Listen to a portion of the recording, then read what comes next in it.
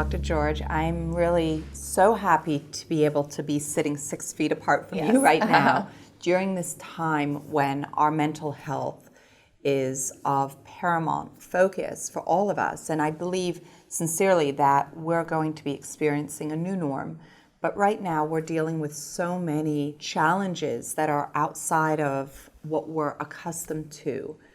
I want to take this opportunity with you to really learn some of the strategies that we can incorporate into our own lives. Like when people are done listening to you over this interview, they can literally write down, okay, these are the 8 things that Dr. George says I can do right now that will help my mental health, which ultimately helps our natural defenses and our overall health. Mm-hmm. So I would say some strategies that I think are really important right now to utilize would be to appropriately socially distant, but connect when you can. So whether that's with the people in your home or through FaceTime or other outlets, staying connected to other humans is ultimately really important for our success. Why is that? Why is connection such an important part of mental health? Humans are social beings. We love to interact with other people. We're not meant to be isolated. In fact, we use isolation as a strategy for discipline in some cases, or punishment when in the prison system. It's not a healthy way for us to live. We are supposed to be engaging and interacting with other humans on a regular basis, and that really does help us feel happy, and it combats depression, and talking with other people and connecting with other people can relieve our stress. So it's really not a natural form for us to take, being isolated from one another. Is there a certain amount of time that we need to be giving ourselves to really have this connection in our day? Like with exercise, Dr. Winters says, okay, you need 30 minutes of moderate exercise a day. You need 150 minutes a week.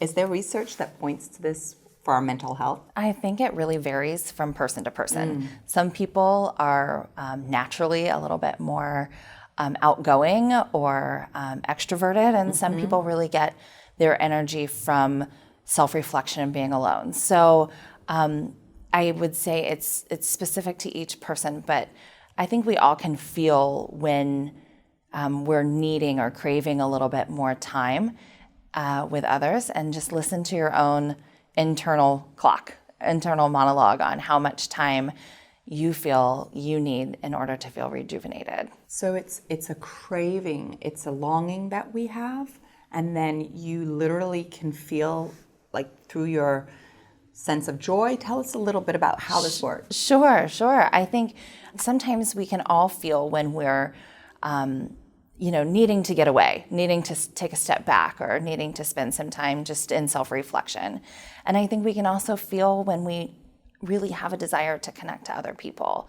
And I don't know if it's necessarily a prescriptive thing. We just need to listen to our bodies, listen to our minds, and decide what we need for our own mental health and well-being. And then you can tell when you feel positive emotions that you're getting there? Sure. I think we can all feel when we're happier or when we're feeling a little bit more down. That continuum, I think we all have our own ability to see where we fall in that continuum at any given time as to whether or not we're feeling a little bit more in the joyful category or a little bit more in the down category. You speak a lot about mood. What does mood mean, and how do we sort of focus on it for our own well-being? So mood is, again, it's a bit of a continuum. We can be in a good mood, we hear that a lot, right? Or we can be in a bad mood. But what does that mean, right? A good mood, I think, generally means that we're feeling up, we're feeling happy, we're feeling fulfilled, we're feeling uplifted. And then a down mood can look different for everybody, but that could be feeling depressed or feeling isolated, feeling anxious, just feeling grumpy or irritated. And so I think right now we're trying to get individuals in our society to find ways to elevate their mood when there's a lot of things that we're hearing and seeing that would naturally make us feel a little bit more down. What are some strategies that we could be using to elevate our mood? So I like to exercise. I think that's a great way to get your mood elevated in a naturally healthy way to elevate your mood. Spending time outside, getting fresh air, walking, spending time with your pets or your kids or your family members, people that you can engage with right now. I think also meditation and yoga, those are great ways, and there's some really good ways to do those in your home right now. You can stream videos or there's some apps for meditation that I think are really helpful, but those are some just easy ways to elevate your mood in a time when the messaging might impact your mood in a negative way. Is there other strategies where your mood maybe on a daily basis is getting a little bit more down, you're getting more grumpy, you're more agitated, and you can see that this trend is occurring? How would you deal with those sort of issues? I would say being aware of that and paying attention is the first step. So noticing that you're starting in a downward trend is going to help you know when you need to start implementing some strategies to lift your mood. I think, like I mentioned earlier, connecting in ways that are appropriate, whether that's video chats or FaceTime or just staying connected with the people in your life. I think those are some great ways to help when you're noticing that your mood is starting to drop. So the stress that we are feeling and coping with that stress, focusing on mood, are there other things when you see your patients or you're teaching your students about stress management and mental health, how does that work? So stress management is a really important part of maintaining good mental health. And stress can take different forms. And I think what we're experiencing now is sort of a cultural stress. Right. And, I think one of the things that we can do right now, recognizing that we're all sort of in this together, is a way that we can actually connect without physically connecting, is knowing that people are experiencing the same thing and you're not alone internationally. And so when I think about how stress management, going back to exercise, getting out of the house, doing the things that you still have the ability to do, I think are really helpful for stress management. What about, you spoke a little bit about meditation. Do you, when you're thinking about our mental health, the number of thoughts that we have in a day, how does that work? Yeah, I think meditation is incredibly helpful to quiet the mind and slow the thoughts, and to ensure that we're not letting our minds get carried away with ideas or thoughts that might decrease our mood or increase our stress in some cases. So just taking a little bit of time every day to sit in self-reflection and focus on the things that are really positive in your life, I think have tremendous benefits. Really? So even like some people like to journal. Sure. That's valuable. Absolutely. So journaling, self-reflection, taking that time. We've learned the importance of, especially now, creating space for oneself in your home environment. If you're animals and your kids and whatever it may be, but really giving yourself some of that space. So that would be space where you would use it to self-reflect. Absolutely. Are you thinking about that on a daily basis, a couple times a day? Like, I know I like to meditate in the morning when right before I get out of bed. I'll usually meditate for about 15 minutes because that's when my cortisol levels are the highest. And if I can help to calm myself then, I have a naturally anxious personality and I can deal with a lot of stress, but I don't want to. I want to be able to really mitigate it. So I meditate in the morning for about 15 minutes and then I'll meditate as I'm going to sleep. But for self-reflection, is there a certain time that we need to be incorporating that now? I think you bring up some good points about doing some meditation when you have the ability to have that quiet space. And if for you that's in the morning and before bed, that works perfectly. For others, it may be when their kids are outside playing and they have a few quiet moments, or maybe it's before a meal, just taking a few moments of quiet time. Or I think we need to be doing meditation and self-reflection when we have the opportunity to do it. And that can present itself at various times in the day, depending on what's going on in a person's life or in their home. So meditating, praying, all of these activities are nourishing to the brain. Yes, absolutely. Nourishing to the mindset. Absolutely, absolutely. And I think finding things that you enjoy, hobbies that maybe you haven't done them in a while. It's a good opportunity to revisit the things that you really enjoy doing. For example, I like to garden, and I've got a little bit more time to engage in those opportunities now. And finding the weather's been really good, so trying to find the positive things, the silver linings. I was just talking to somebody this morning about. At least we've had good weather, right? So trying in every opportunity to find that bright spot, I think is really helpful. I mean, imagine if we were sitting in the rain and at home in the rain. Yeah. Having good weather allows me to get out into my garden and work in the yard and get fresh air, and allows me to do the things that I really enjoy doing. So I think taking those opportunities to find just that one ray of sunshine every day, or one ray of light, is really helpful for our mental health. Do you wake up in the morning and think about, okay, I need to make sure that I'm elevating my mood? How do you sort of look at your own personal mental health when you start your day? Yeah, sure. I think, I'm human too. And just like everybody else, this has been really hard. This has been a really difficult time. But I wake up in the morning and I try to have a plan for myself. I try to have a mental health plan. Okay. So how am I going to engage in activities that are going to make me happy today?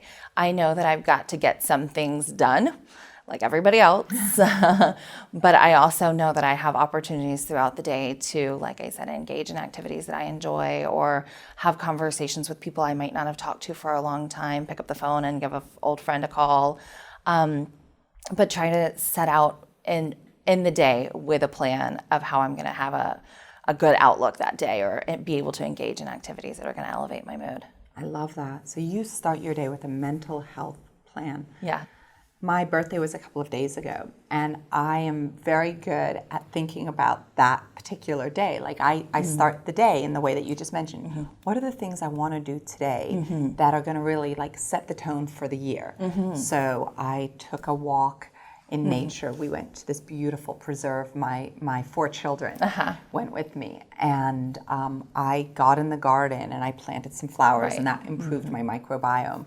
I visited with some friends at the proper distance. I ate the foods that I really loved, and everything had a little bit of, this special moment. But I like what you're saying for all of us right now, is to start with that plan at the beginning of the day, because things are so different. Right. And we're having to adjust. Exactly. What would you want to say to those of us that are feeling, helpless or unsure? There's so many different emotions that are going on right now, and there's so much anxiety and stress, and we don't know which direction things are coming from. And depression, I'm sure for, many people, is a big part of what's clouding this moment. And how do we deal with these, deeper states of emotion? I would say don't be afraid to reach out to somebody and let them know how you're feeling. Yeah. Especially if you're starting to feel depressed, or having any thoughts that are intrusive, that are not normal for you. There are still some mental health services available through telehealth. And I would encourage people who are experiencing, some severe mental health symptoms at this time to get some help. how do you define severe mental health symptoms? I would say, again, it's what varies from your baseline. So if you typically operate at, a 7 out of 10 on your mood, and you're finding that your mood is more of a 4 out of 10, that's going to be an indicator for you that maybe things are starting to decline. Yeah. So severe mental health symptoms can be things like suicidal thoughts, thoughts of harming yourself or somebody else. It could even be, I just don't want to wake up in the morning, or I don't want to get out of bed today. We can also see that appear in decline in self-care and, how we take care of ourselves. And so just being aware of what your normal is and how that's starting to change. And then recognizing that there are services like Yes. what you just mentioned, the teleservices, and how would people get in touch? So there's some wonderful resources. I like to reference psychologytoday.com. You can find people in your community or online resources that can assist you in getting mental health services during this time. All the providers on psychologytoday.com have been verified and their licenses have been checked and approved. So we know that that's going to be a reputable resource for people. There was a study I was just looking at the other day where the stress that we experience affects our microbiome. And when our microbiome is affected by the stress, it increases the inflammation in our body and in our brain, and that creates, it is one pathway that creates anxiety. So really being able to note when things are starting to change, our environment is so different right now, and then being able to utilize some of these services. Right. It's important. Absolutely. Yeah. Absolutely. So what do you ever look at different foods as ways to help improve mood? Are you having any thoughts around that?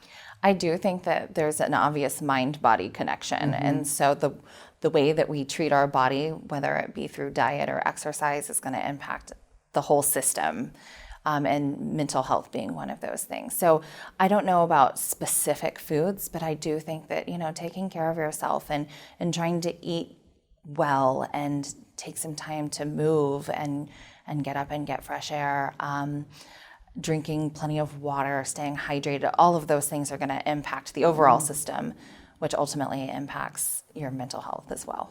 It's incredible. Yes. Are there any thoughts that you want to make sure that the people that are watching this, that are at home right now, wondering how to deal with so many different new dynamics? So is there anything that you want to really make sure that they hear from you? Yeah, I think take care of yourself and your family above everything else. Listen to your body. Don't be afraid to get help if you need it.